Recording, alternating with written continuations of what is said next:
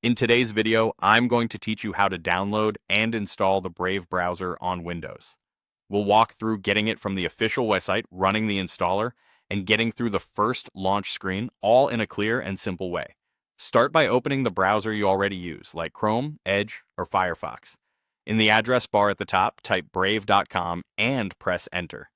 This takes you to the official Brave website, which is the safest place to download the installer. Always make sure the address bar shows the correct site before you proceed.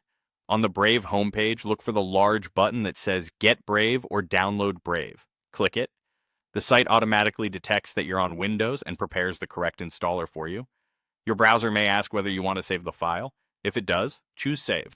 Otherwise, the download should begin right away. Once the download finishes, locate the installer. Most browsers save it to your Downloads folder, and you can usually open that folder by clicking the download icon in your browser or by opening File Explorer and selecting Downloads.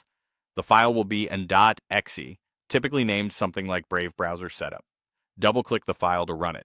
If a user account control prompt appears asking whether you want to allow this app to make changes, click Yes. This is a standard Windows security step that confirms you intentionally started the installation. Now the installer will take over and handle the rest. It will download any necessary components and install Brave automatically. You may see a progress bar, just let it run. Depending on your internet speed and system, this can take a few minutes. You don't need to click anything else while it works. When the installation finishes, Brave will open on its own.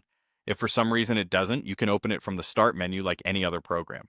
On the first launch, you'll see a setup screen offering to import your bookmarks and settings from your current browser and asking whether you want to make Brave your default. Importing helps you bring over favorites and browsing data so you can pick up where you left off. If you'd rather decide later, click Maybe Later or Finish to skip. You can change these options anytime from Brave's settings. That's it. You've downloaded Brave from the official site, installed it, and gotten through the initial setup screen. You're ready to start browsing with Brave on Windows.